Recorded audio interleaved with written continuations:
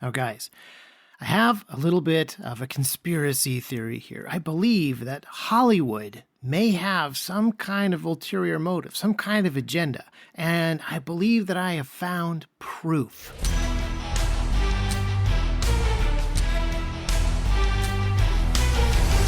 All right, welcome to another T-Rex Talk, and this one we're going to be discussing the film world, Hollywood, and how Hollywood is working with some of the different gun control organizations. And obviously, this is not a crazy conspiracy theory. This is something that is incredibly well publicized.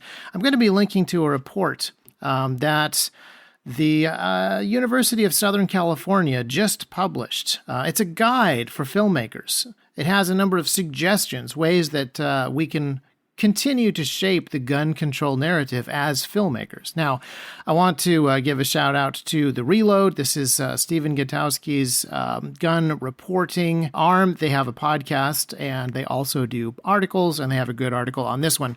But I want to go through the report here. I'll link to it down below in the show notes so that you are able to figure out, where some of these, some of the data that is in this report comes from. Spoiler alert, it is mostly from gun control organizations, but I'm going to go over this report here. At first glance, this is actually a little bit tricky to figure out because it says here this is from the Norman Lear Center, Hollywood Health and Society, which is a part of USC. But then when you look a little closer, you realize that this was apparently created and prepared by Smith House Strategy, which is a PR firm in Los Angeles. Maybe they just did the layout because this is pretty much just infographics. But then when you dig a little deeper, this is like copy and paste from an Everytown report called Shooting Straight, which is a depiction of gun safety on television. So yeah, it seems like a lot of people are copying each other's work. Now, before we get started, I want to remind you guys that I used to work in film and I worked on movies, and I was doing this at a time when film school was at a particularly useless period in time. Film school used to be a really valuable thing because the movie-making equipment was really expensive and learning how to use it was really difficult. So going to a film school where people who had the equipment and had some experience using it, that actually had value. But things changed quite a bit in the 90s and even before that, where video equipment got really, really cheap and really, really accessible, and the learning curve got really, really shallow. And so what film schools were places where guys who weren't in the film business, not actually doing the work, had all this old, out-of-date equipment. And you were far, far, far better served to just learn this stuff on your own. And as time has gone on, video equipment has gotten even cheaper. Video production has gotten even more democratized. YouTube has completely changed the game. So I would say most film schools are still some of the most useless college or university stuff. And that's saying something. But USC is actually kind of the standout. They're actually sort of the exception that proves the rule, because USC is right there in California, right there in Los Angeles, right there next door to Hollywood. They actually have a whole bunch of people who actually do work in the film industry come in and talk to the students.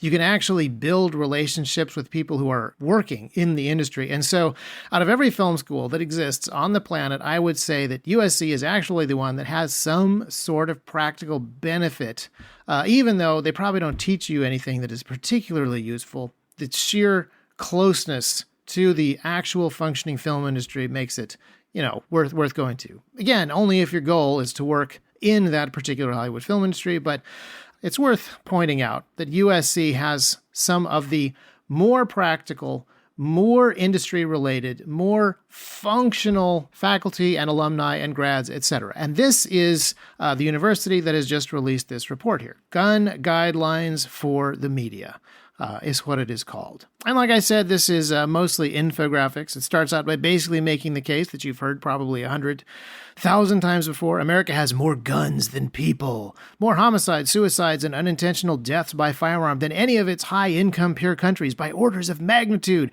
And the number one cause of death for children and teens in America is gun violence. So that statement about the number one cause of death for children and teens in America being gun violence is a really, really important statistic that is used all of the time. This became a talking point, I think it was in 2022, where this phrase began to be used. And I want to address that because this is one of those statements that is true if you slice and dice the statistical data exactly right. And if you look at any other data or you categorize it slightly differently, it is not true. But if you're super careful with the data, you can make this statement be true. And so this is how they open this particular guide for the media. This statement about the incredibly damaging, rapidly growing, deadly gun violence and how unique it is to the United States. And there's a bunch of extra statistics. And again, a lot of the statistics in this particular report are not wrong. They're just devoid of context. They're kind of cherry-picked. They're trying to be inflammatory.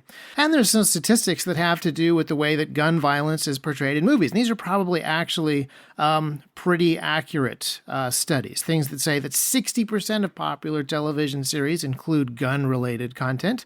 I think that is probably true. That's from Everytown. Most of the links to different studies or reports or statistics, they're going to Everytown or Brady or some other gun-unfriendly group. And a lot of them are going specifically to that one report from Everytown, the Shooting Straight Depictions of Gun Safety on TV report. A lot of stuff copied and pasted directly out of there, and then the citation goes back to there. But this is kind of interesting. 60% of popular television includes gun-related content. Not surprising, because that's some of the most exciting content that you could make. The majority of these are police shows, and nearly 1 in 3 episodes of a popular television show portrays at least one character discharging a firearm. Yeah, guns get boring on television if they never get fired. So that is the thing. Now, the next point is interesting. Whereas those holding guns are largely depicted as good guys, those shot by guns were typically portrayed as bad guys. This is a direct quote from the report. More than half of casualties were unsympathetic white men with small roles. You should read this for yourself, because this is kind of funny and interesting. But I will point out that this fact that the people who are being shot are bad guys, typically portrayed as bad guys, and they are generally unsympathetic white men with small roles. This is a very interesting thing, because this is something that Hollywood has pushed for some time. People have been asking Hollywood, stop making TV shows and movies where Arabs are the bad guys, where these people are the bad guys, where those people are the bad guys, where people of certain skin color are the bad guys. Just make generic unsympathetic white men the bad guys so that we don't offend people. But now, Everytown, and also this report here from USC, say that this is a problem.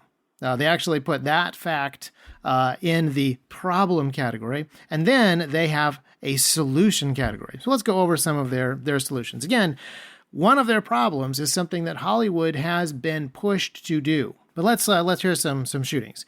Number 1, avoid portraying law enforcement use of force as heroic. Consider showing law enforcement characters facing consequences or at least scrutiny for such actions, which are rarely depicted. And the second one is humanize and diversify depictions of those affected by gun violence. So in the past, we had cries from various groups to stop making the bad guys Arabs, stop making the bad guys black, stop making the bad guys different ethnicities or different cultural groups, just make them generic white guys so that nobody's offended. Now they're saying, no, the victims of gun violence need to be diversified. We need to start shooting Asians again. We need to start shooting Arabs again. We need to bring back Jack Bauer in 24, apparently. Point number 3, appeal to common values. Heavy-handed stories can be alienating to gun owners who feel that their freedoms are threatened or their beliefs mocked. Instead of making gun owners the antagonist, appeal to the common values shared by parents and others who care about keeping safe. This is actually really interesting. This is very nuanced and clever. When you just make a generic Southern white guy the bad guy over and over and over and over again, generic Southerners stop watching your shows because they feel attacked and alienated, more than, the other ethnic groups, the Mexicans who are no longer getting to be cartel members on these TV shows. And so there is this emphasis on gun safety, showing the consequences of accidental deaths or children being killed. They talk about this later, wanting to have more child violence being depicted, because that is actually going to convince people that gun safety is a more significant issue than the generic white guy that we were told that we had to vilify earlier. And then point number 4, according to research by the USC Norman Lear Center Media Impact Project, gun storylines are most effective on viewers who do not own guns. Even though gun owners are tougher on the whole to persuade, gun storylines still do have an effect on their opinion. In other words, your stories matter. So, apparently, if I'm reading this report correctly, the presupposition is that we are trying to persuade. We, in the media, I'm including myself in here, not just because I used to work in showbiz, but also because I'm in the media now. TRX publishes a bunch of YouTube videos, so I'm reading this report as if it was directed towards me and other filmmakers and content creators. It's saying that our stories matter, and that even though gun owners are tougher on the whole to persuade, gun storylines still do have an effect on their opinion. So it presupposes that what I am trying to do is to persuade people to embrace the doctrine of gun control. There's also some myths in here, myths that we should be busting in our stories. Number 1, guns make the U.S. safer. That is apparently a myth because American citizens own 4 times the amount of guns as the next highly developed country and suffer 4 times the amount of gun homicides. If guns made us safer, America would be the safest country in the world. There's absolutely no cultural implications to the different crime rates in different countries at all. So I would consider that myth well and truly busted, especially since they make the U.S. has 4 times the number of gun homicides. They have a giant 4x, really big. So that's extra convincing.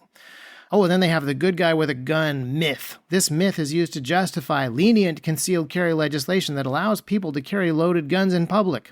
However, a recent study found American states that allow concealed carry have higher rates of gun homicide than those that do not.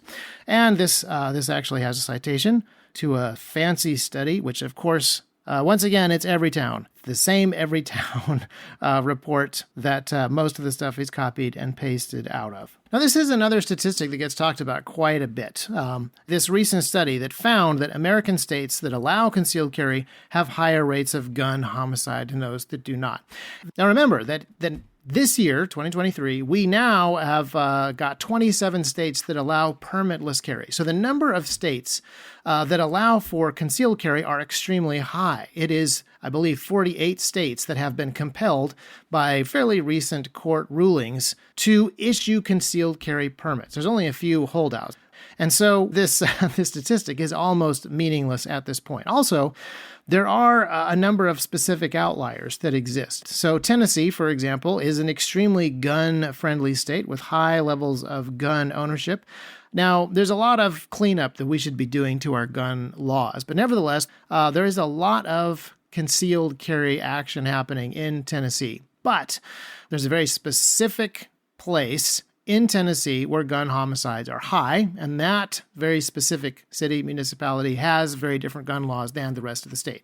That's also true of places like Atlanta. Georgia has good gun laws, has a very high rate of concealed carry, but then Atlanta, and not even all of Atlanta, but parts of Atlanta have very strict gun laws and very high gun homicides. So I think that you know all of this. But just keep an eye out for this claim that these scary, scary, scary American states that allow for concealed carry, thanks to the Bruin decision and a whole bunch of court decisions that have used that as precedent, that is most states in the union. Those are the states that are being included in this particular claim. And there are cities inside of those states with very high homicide rates. It has nothing to do with the actual number of people who are carrying concealed. This is just states that allow concealed carry. But now if we skip down a little bit to page 9, it starts to talk about safe storage. And this is where there's a little bit more of an agenda that I see here. It talks a lot about this claim, once again, that firearms are the number one cause of death for children and teens. And again, I'm going to talk about that, but let's just go over here. They're talking about a number of different statistics. They're talking about the problems that exist. And then you can guess what the problems are. I just want to talk about the solution. Now, they have some solutions here. They would like when characters come home with a gun, show them locking it away, separate from its ammunition, never laying the gun on the counter, bedside table, under the pillow. The action should be as natural as putting a seatbelt on while driving. Representation of safe storage is imperative to the normalization of safe storage for your audiences. And then they also say, show how quickly guns can be accessed from safe storage in an emergency. This is the sort of thing that is really interesting, and it's very subtle, but I think it also has the possibility or the potential to backfire.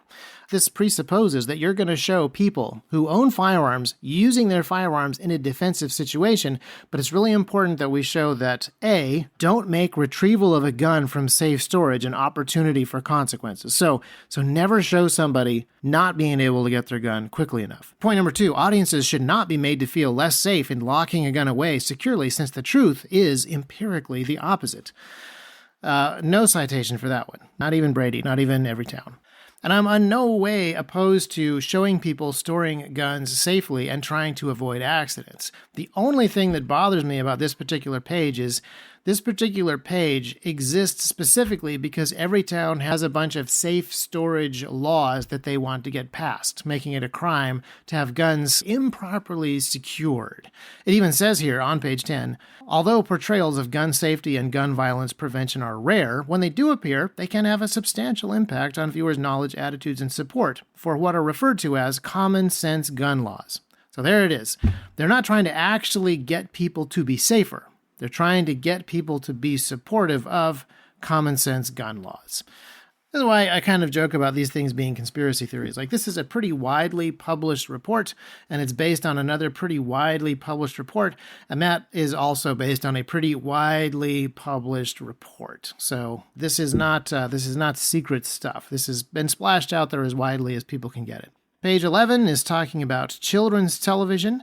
The typical American child sees over 40,000 simulated murders by the age of 18. That is actually a link to an Atlantic article. I remember people talking about this statistic back in the early 90s. And actually, that is the article that they're linking to, an article from the 90s. So I don't know if this is still true.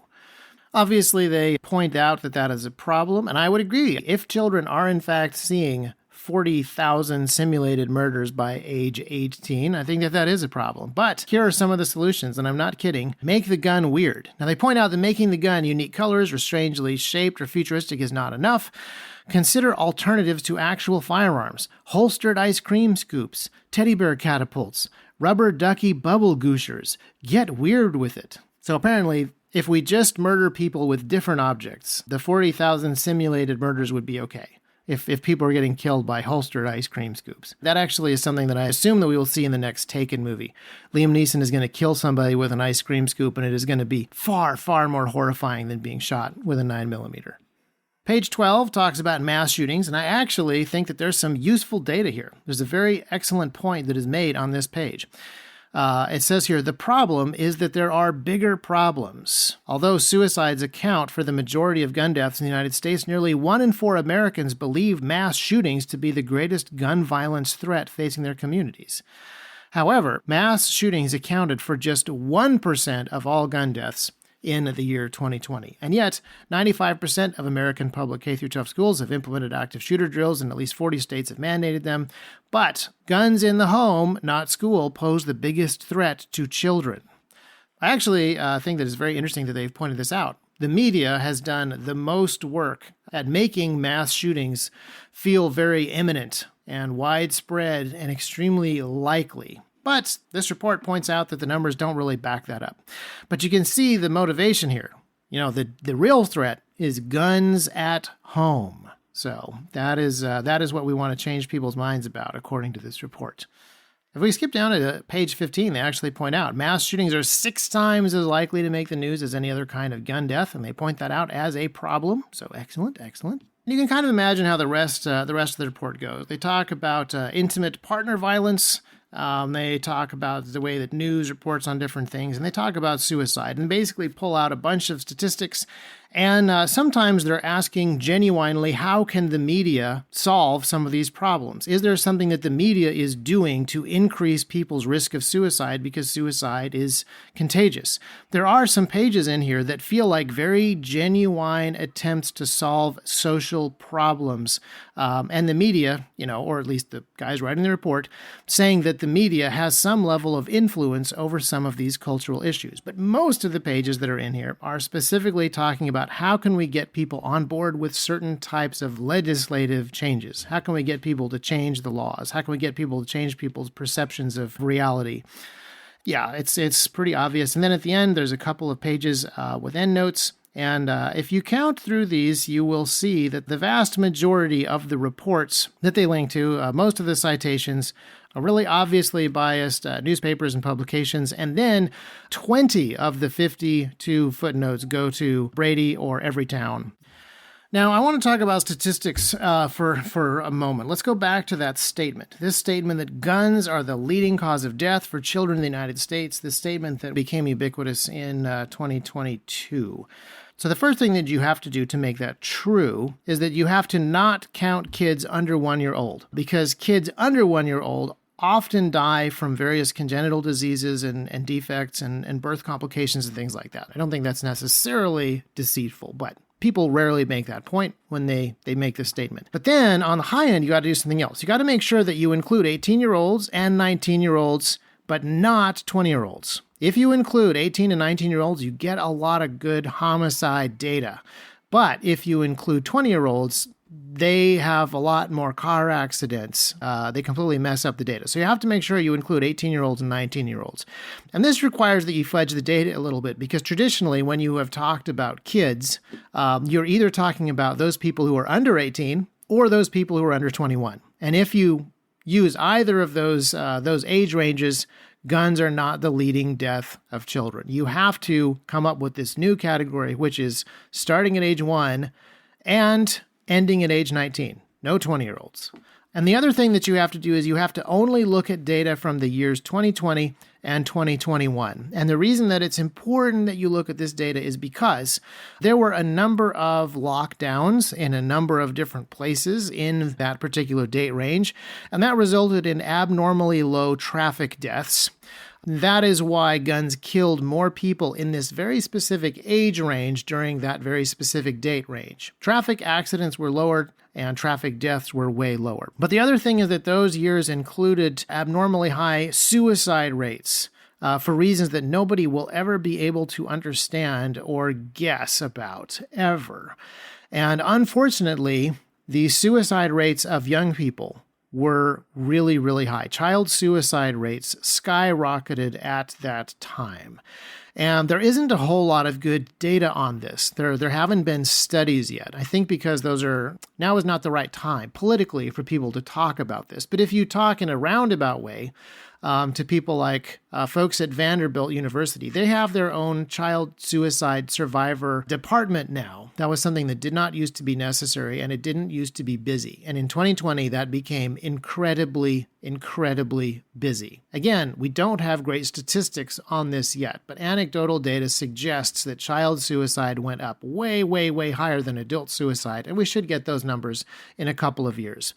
But suicide numbers in general, as a whole, we do have those numbers for the year 2020 and the year 2021. They are higher than normal, and that really helps push this particular age group into homicide and suicide, gun violence deaths higher than your vehicle death rates and your other medical death rates.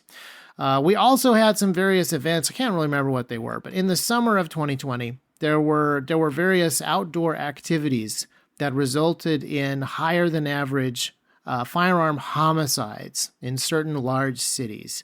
And I can't remember what those were. But these are the sorts of things that make the years 2020 and the years 2021, that is the only time that you can really look at where the firearm deaths are higher than vehicle and other medical deaths for these very specific age ranges of children. So you can always look at the statistics and you can always pick through the data and you can make it say kind of whatever you want. If you cherry pick this data and you find some flukes like the year 2020 and the year 2021, and you find some flukes like 19-year-olds but not 20-year-olds, then you can tie these together into a statistic that gives you a statement like guns are the leading cause of death for children in the United States. And I actually think that this is a pretty useful statement, not because it is practically true. It is technically true with a bunch of caveats that never get included, but it's actually a really good indicator statistic. If you're reading a report and they open the report with that statement, you know that they haven't actually done any good research. If you are reading an article in The Atlantic or any of the other fine journalistic institutions and establishments that are cited by this particular report, and they start articles with that particular statement, then yeah, you know that the quality of the research is not really going to be super high. They're not trying to find the truth about some of these things. They are trying to just make a statement. And this report from USC, which apparently is also from Smith House Strategy, which apparently is also from Everytown, is mostly trying to make a statement, which is why it is kind of interesting that in the middle of the report, there are some interesting questions that people are trying to answer that don't seem to have the same assumption that we're all on board with trying to pass gun laws. There are some pages in there by whoever compiled this thing, generally about suicide, that feel genuine and different. But there's also a whole bunch of pages in this particular report that essentially say nothing and make me wish that we were all a little bit better at statistics and critical thinking. So if you have this report open, I want you to scroll up to page 5. This is a page that says almost nothing. It's the one that talks about officer-involved shootings. And they talk about how black Americans make up less than 13% of the U.S. population, but are killed by police at more than twice the rate of white Americans. That is a Washington Post citation right there. And then they talk about just the number of officer-involved shootings. They say that 1,100 people are killed by police every year, and that this number has not changed since 2015. So police shootings not on the rise, even though other pages in this document say that gun homicides are on the rise, that crime is on the rise, that a lot of these things are on the rise. Apparently, police intervention, whether it is justifiable or not, it's not on the rise. And then they mentioned a study done by the National Police Foundation. They released a study of over 1,000 police shootings at 45 different departments, and they discovered that 4 out of 5 officers who had fired in those shootings had never discharged their guns before, which is, that is not true. Those guys are required to qualify, which means that they've fired their weapon at least once. Sometimes several bullets are fired. But I'm sure what the author means to say, they've never fired their guns in the line of duty before. Then they state within those shootings, there are officers who do seem to be involved in multiple fatal shootings without consequence, which, yeah, it's pretty obvious. If 4 out of 5 officers have never done this before, 1 out of 5 officers have done this before. And if they have done it again, then they have done it multiple times. Yeah. Throughout this document, a number of statistical statements that are like that. They're completely unnecessary. They don't particularly say anything. But if you come into this document with the presuppositions that we are supposed to have as media professionals, then I guess we're supposed to take meaning from page 5.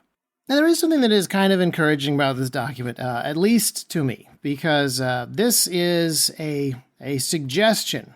It's being sent out by the Premier Film School of the United States, directly to folks in Hollywood and people who are creating fictional television and film universes, because they really want to shape the narrative. And by the way, that is not my phrase.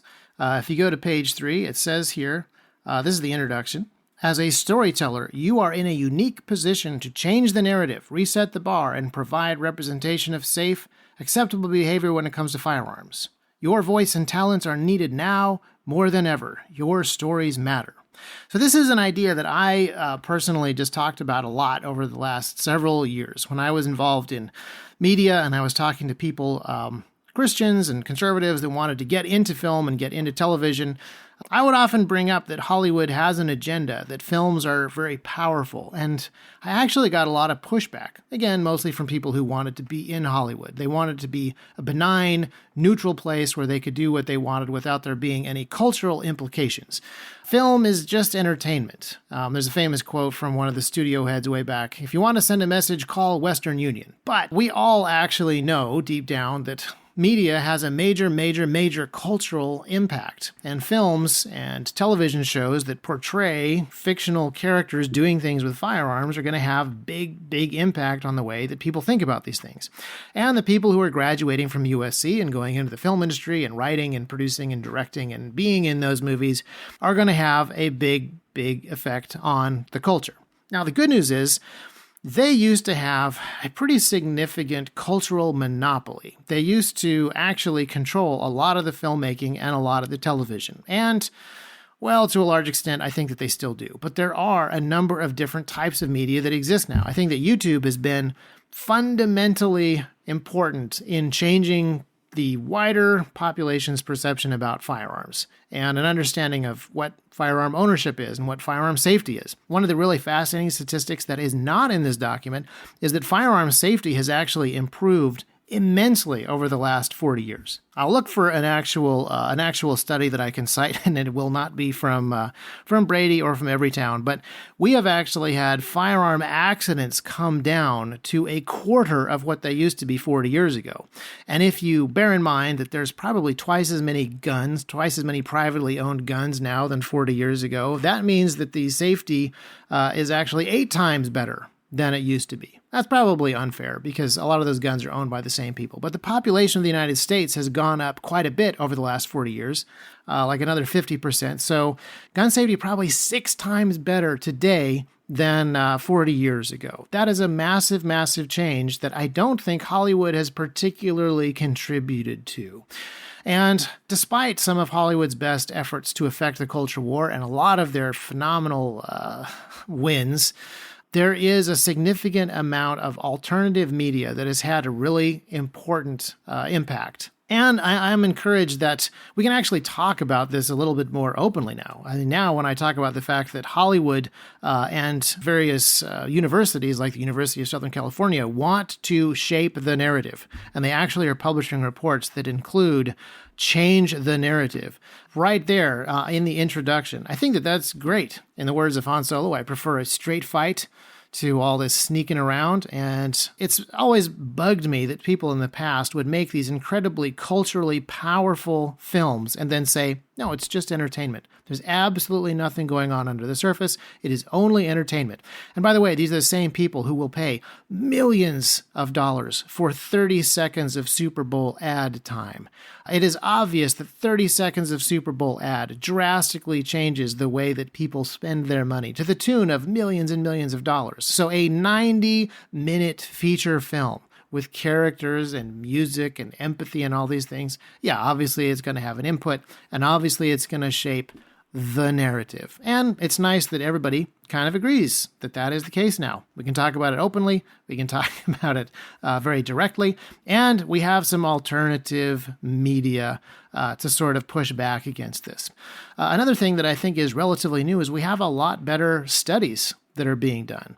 There are groups like Gun Owners of America. They've been around for a long time. There are groups like the Second Amendment Foundation has been around for a long time as well. And they conducted some really early study of firearm defensive use and firearm legislative stuff in the past, the way that certain firearm laws that were being cited one way in the 20th century had been interpreted a completely different way in the past. There wasn't really good scholastic research on this. There weren't really good studies being done in academia. And that is something that has also changed in the last few decades. So my encouragement for you is to be very careful when you watch movies because they contain very important messages. They contain very powerful, world-altering, narrative-changing agendas, and they always have. The good news is University of Southern California and other folks are a little more upfront about it now. Everybody's a little bit more upfront about it now. So be cautious when you watch these things. But the other thing is, I want to be kind of careful when it comes to the issue of gun safety. Obviously, I am completely opposed to government mandates on how guns should be stored. But I also don't think that gun safety is something that we should take lightly. And I'm very encouraged to see that the statistics are moving in the right direction on that. So let us continue to improve when it comes to gun safety. Let us continue to oppose the government mandates. Let's continue to be careful when it comes to dangerous cultural payloads carried by entertainment. And let's talk clearly about these things. And I'd love to hear from you guys. I am curious to know, would you like more podcast episodes that go into some of these commonly cited statistics, like the sort of fact that guns are the leading cause of death for certain children at certain times in certain parts of the United States?